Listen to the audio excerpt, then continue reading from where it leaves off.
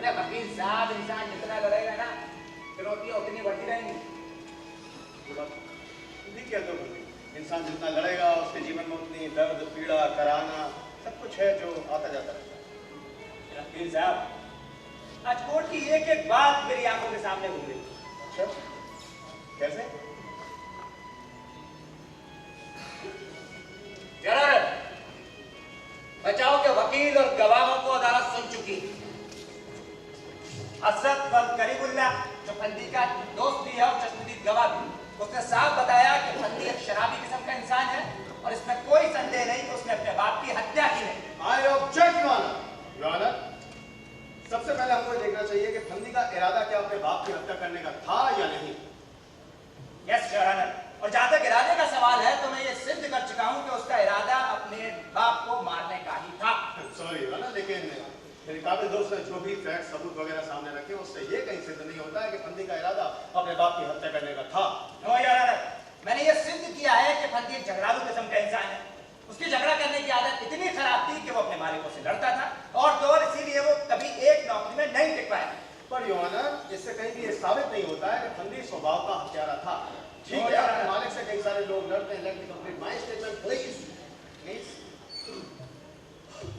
Your honour, ठीक है, कई सारे लोग अपने मालिकों से लड़ते हैं। हर साल 6 महीने में नौकरी बदलते हैं, पर इसका मतलब ये तो नहीं कि स्वभाव में हत्यारे होते हैं। मैं आपको ये बता चुका हूं और एक गवाह की गवाही से साफ पता चलता है कि वो एक शराब पी किस्म का आदमी था। शराब पीने का आदी था और इतना आदी था कि उसकी वजह से उसने अपनी बीवी से कई बार झगड़ा किया, उसको मारा, उसके गहने बेचे, यहाँ तक कि अपने घर के बर्तन भाड़े तक बेचे। योर ऑनर, मैं अपने काबिल दोस्त को ये वाली बात बता देना चाहता हूँ कि फंदी की शराब पीने की आदत तकरीबन 15 साल पुरानी है। इन 15 सालों में तो उसकी बीवी के गहने जेवर नहीं बिके, घर के भाड़े बर्तन नहीं बिके। योर ऑनर, इसलिए प्लीज मुझे कुछ गवाहों को बुलाने की इजाजत दी जाए और इस केस पर एक नए सिरे से विचार किया जाए। पर योर ऑनर, गवाहियां हो चुकी हैं और अब गवाहों को दोबारा बुलाना इस अदालत का वक्त जाया करना है। योर ऑनर, प्लीज, मेरे पास कुछ ऐसे सबूत हैं, एविडेंसेस हैं जो आपको इस केस पर नए सिरे से विचार करने पर मजबूर करेंगे। योर ऑनर, आपके पास कौन सा एविडेंस है बैरिस्टर साहब? Your honour, 1 minute.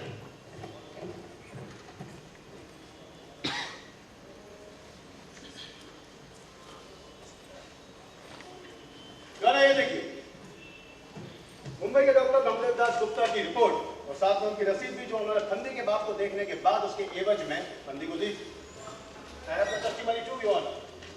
तुम आप गवाहियां करवाएंगे बैरिस्टर साहब? जी बिल्कुल। Thank you your honour. मैं हसन बल करीमुल्लाह को बुलाने की इजाजत चाहता हूं। तुम्हारा नाम? हसन। आपका नाम? करीमुल्लाह साहब। तुम फंदी को जानते हो? साहब अच्छे से। फंदी किस तरह का आदमी लगा? अजी घटिया, निहायत घटिया साहब। क्यों? अरे जब देखो मारपीट कर दिया, झगड़ा कर दिया साहब। किससे मारपीट की? तुमसे? नहीं साहब। फिर किससे? अपने बाप से। तुमने देखा? नहीं साहब। फिर ना किससे सुना? अरे बहुतों से सुना साहब। 2-4 के नाम बताओ। साहब अभी बताते हो साहब? याद नहीं आ रहे? हाँ साहब, अभी थोड़ा टाइम दो साहब। याद है, ठीक है। क्या हुआ? साहब याद नहीं आ Shut रहा। up. Point to be noted, Your Honor. Your Honor, हसद से पूछे जाने पर क्या वो मैं एक भी ऐसे आदमी का नाम बता सकता है जिससे फंदी ने झगड़ा किया हो? वो मैं एक भी ऐसे आदमी का नाम नहीं बता पाता। ये फंदी कौन सी कंपनी में काम करता था? National transport company. National transport company वालों ने फंदी को क्यों निकाला? साहब मालिकों का कहना नहीं मानो। क्या कहना था ना? ट्रक ले जाने से मना कर दिया। ट्रक में क्या लगा था? गुड। तो इससे पहले भी फंदी ट्रक वगैरह ले जाता रहा होगा? साहब कहाँ ले जाना था? भाई मुंबई पहले भी ट्रक ले जाता होगा। 25 बार साहब। तो इस बार उसने मना क्यों किया? पता नहीं साहब। जब ट्रक में घोड़ के साथ कुछ और भी लगा था? बोलो। मालूम नहीं साहब। क्या ट्रक में घोड़ के साथ गांजा लगा था? अच्छा मुझे एक बात बता, कल शाम को एक ट्रक पकड़ा गया है जिसमें घोड़ के साथ गांजा लगा था। क्या तुमने इसके बारे में सुना? सुना तो हमने भी है साहब। तो इसके बारे में तुम्हें कुछ कहना? Shut up. Point to be noted, Your Honor, कि नेशनल ट्रांसपोर्ट कंपनी वाले भी गांजे की स्मगलिंग करते हैं और इसके आदी हैं। बोला के स्टेटमेंट से कि हमको ये बात साफ जाहिर हो जाती है कि फंदी ने स्मगलिंग का ट्रक ले जाने से मना कर दिया था क्योंकि वो कानून से डरने वाला इंसान भी है। Your Honor,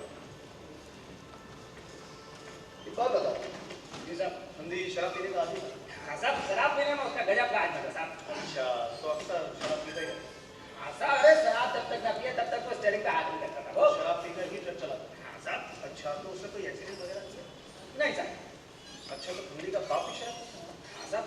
कैसे होगा तुझसे? अच्छा, तो दोनों क्या साथ में बैठ के कभी शराब पीते थे तुमने देखा? हाँ साहब। तो जो साथ में बैठ के शराब पीते हैं क्या वो दुश्मन होते हैं? नहीं साहब। तो फिर क्या होता है? अरे दोस्त होते साहब पक्के। Point to be noted, Your Honor. Point to be noted, Your Honor. Your Honor, फंदी के अपने बाप से इतने प्यारे संबंध थे, मोहब्बतों वाले संबंध थे, दोस्ताना संबंध थे कि दोनों भी साथ में बैठकर शराब पीते थे, Your Honor. तुमने खान से धंधा लिया था? हाँ साहब। क्यों कर सर? सब माँ के इलाज के लिए साहब। तो नौकरी में हो तुम्हें गलती नहीं कर देते? अरे साहब पैसा पूरा ना पड़े साहब, जितना भी हो कम पड़ जाए। तो फंदी अपने बाप के इलाज के बारे में तुमसे चर्चा किया करता था? याद नहीं आता साहब। फंदी तुम्हें कभी अपने साथ मुंबई ले गया था बाप के इलाज के लिए? बोलो। अरे जवाब तो नहीं देते, वो ले गया था या नहीं? हाँ साहब। हाँ। फंदी तुमसे अक्सर अपने बाप के इलाज के बारे में चर्चा किया करता था। हाँ साहब। फंदी के बाप को कौन सी बीमारी थी? कैंसर साहब। फंदी अपने बाप का इलाज ठीक ढंग से करा रहा था? हाँ साहब। फंदी के पास पैसे तो थे नहीं, तो उसने क्या किया? चोरी की? नहीं साहब। डाका डाला? नहीं साहब। पान की ब्याज की दर क्या थी? 10 टका साहब। अनुची ब्याज दर लिखा है। हाँ साहब। फंदी ने कितना लिया? 50,000 साहब। अच्छा, मुझको एक बात बताओ, जब उस दिन तुम फंदी के यहाँ गए, तुमने क्या देखा? साहब बहुत खतरनाक मंजर था साहब। अपने बाप पे जान छिड़कने वाला बंदी खड़िया पे खड़ा होकर इसके गला दबाई था साहब। अच्छा, तो तुमने उसे रोकने की कोशिश ऐसा की? जब तक मैं वहां पहुंचता उसका बाप तो निपट लिया था साहब। अच्छा, जब फंदी अपने बाप का गला दबा रहा था, तो फंदी का बाप क्या कर रहा था? चीख चिल्ला रहा था, तड़पान कुछ प्रतिरोध कर रहा था? साहब अच्छा, तो फिर क्या कर रहा था? वो तो चुपचाप पड़े था साहब। अच्छा, मुझे एक बात बताओ, अगर कोई तुम्हारा गला दबाकर तुम्हें मारने की कोशिश करे, तो तुम क्या करोगे? ऐसा मैं तो जीजा लगा दूंगा साहब बचने के लिए साहब। फंदी का बाप ऐसा कुछ कर रहा था? नहीं साहब।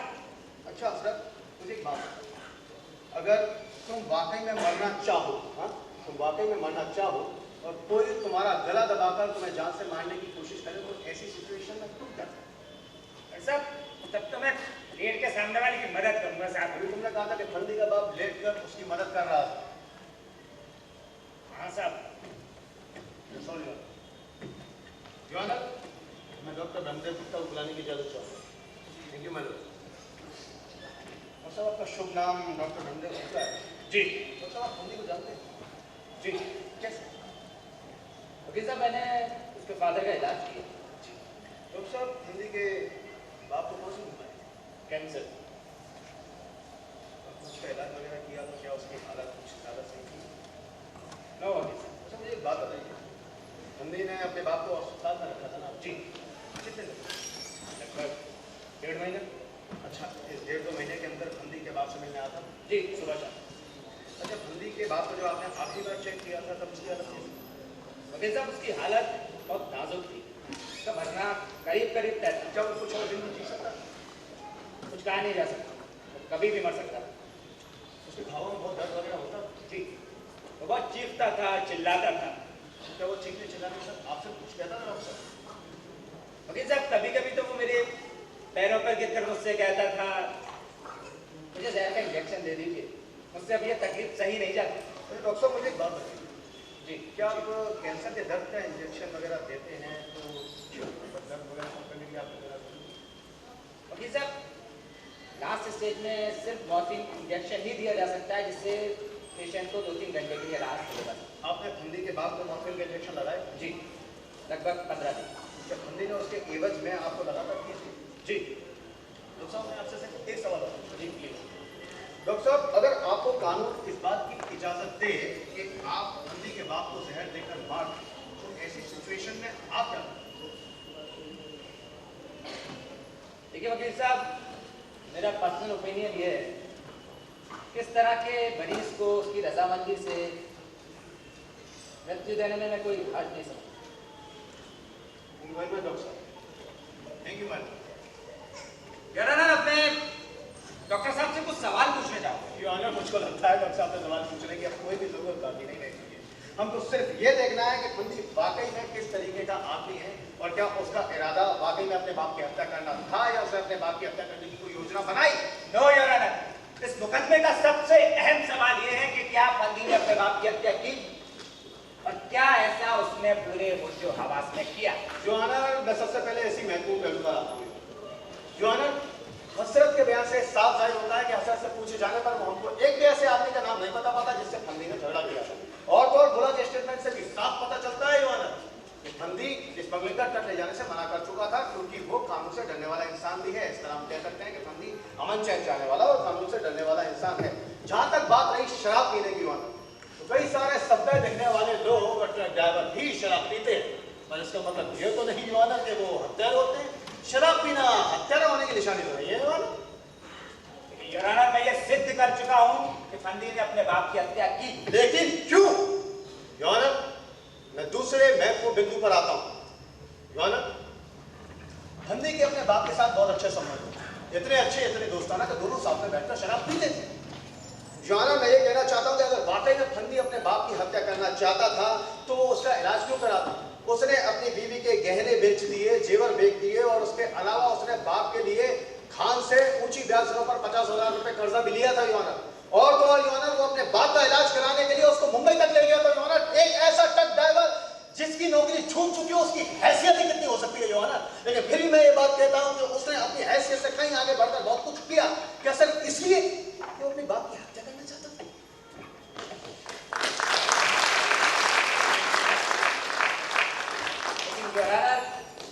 हत्या तो हुई है ना। योर ऑनर, तीसरे महत्वपूर्ण बिंदु पर आता हूं।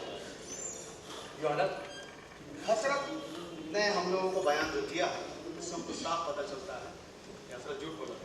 तो योर ऑनर, हम लोगों का एक और बिंदु भी देखना चाहिए कि वाकई में फंदी को अपने बाप की हत्या करने से कोई लाभ वगैरह मिलने वाला था? क्या उसको कोई जायदाद मिलती? नहीं। क्या उसको कोई ओहदा मिलता? सवाल ही पैदा नहीं होता।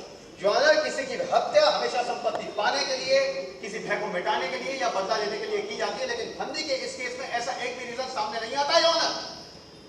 लेकिन योर ऑनर, मौजूदा कानून सिर्फ अपने बचाव में किए गए वार को या कत्ल को ही हत्या नहीं समझता।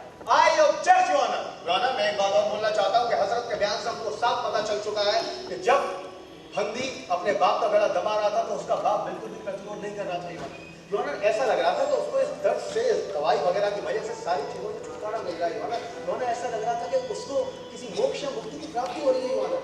कैसी हत्या करती? हत्या तो वो तब होती जब हम किसी ऐसे आदमी को मारने की कोशिश करें जिसके अंदर जीने की उमंग और उत्साह हो योर ऑनर।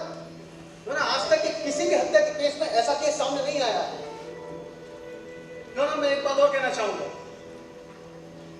कैंसर और एड्स जैसे कि मरीज की लोग, एड्स जैसे मरीजों को हत्या तो उसी दिन हो जाती है योर ऑनर जिस दिन ये ऐलान हो जाता है कि उनको बीमारी है योर ऑनर। साइंस लाख कोशिश करने के बावजूद भी आज तक इसका कोई परमानेंट इलाज नहीं खोज पाया है योर ऑनर। मुझको ऐसा लगता है फंदी के इस केस में आपको नए सिरे से विचार करना चाहिए योर ऑनर।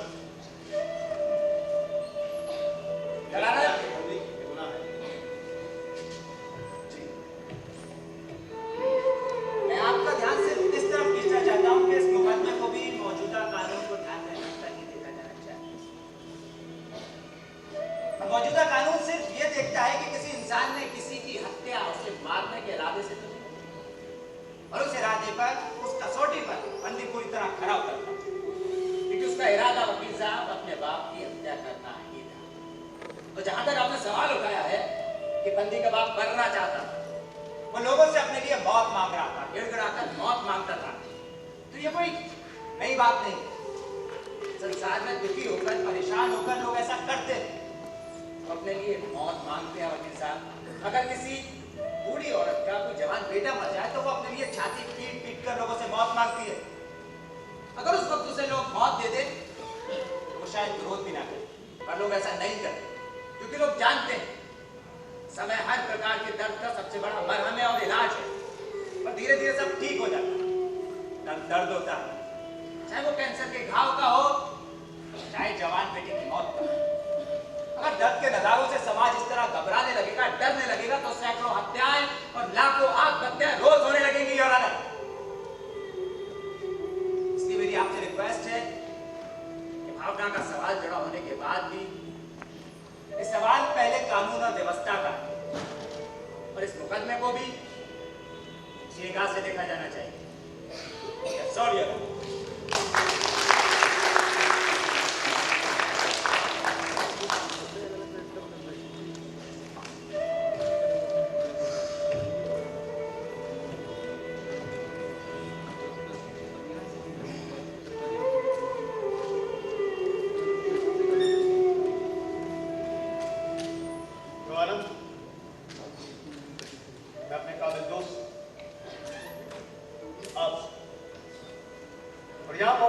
लोगों से एक सवाल पूछना चाहता हूं, सिर्फ एक सवाल। द्वारा क्या कानून का इंसान की सिर्फ बाहरी व्यवस्था से संबंध है? क्या कानून का संबंध इंसान की भीतरी व्यवस्था से बिल्कुल भी नहीं? जो कानून इंसान के लिए है या इंसान कानून के लिए है? कानून अगर पत्थर की तरह स्थिर और जड़ हो जाएगा तो वो समाज की बदलती हुई परिस्थितियों में किसी को भी न्याय नहीं दे सकेगा। यहां इसी अदालत में आपके और मेरे बीच पुराने कानून की नई डेफिनेशंस को जन्म मिलता रहा है और फंदी का ये केस भी इसी तरह की नई डेफिनेशंस की मांग करता है।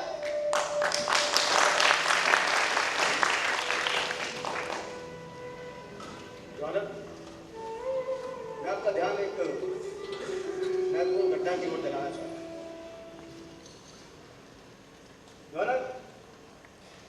शहर के एक मशहूर आदमी ने अपने कुत्ते को गोली मारी,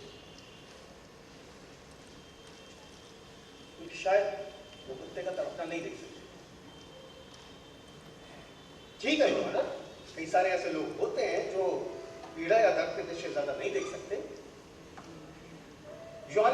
अगर उनको ऐसा लगता कि कुत्ते को इस दर्द से छुटकारा दिलाया जा सकता है तो शायद वो ऐसा ना भी करते। ये उदाहरण देने का मतलब बिल्कुल भी नहीं है कि मैं कुत्ते की जिंदगी को इंसान की जिंदगी के समकक्ष रख रहा हूं या उसकी बराबरी कर रहा हूं। नो, बिल्कुल नहीं। कुत्ता बोल नहीं सकता। उस समय कुत्ते की भाषा उसका चीखना, चिल्लाना और तड़पना ही थी। यहां तो फंदी का बात चीख चीख कर चिल्ला कर अपने लिए बहुत बात रखते डेली रोजाना।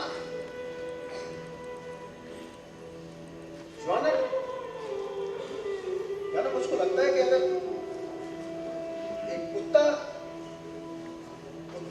इंसान की करुणा का अधिकारी हो सकता है तो इंसान को भी इंसान की करुणा का अधिकारी होना चाहिए।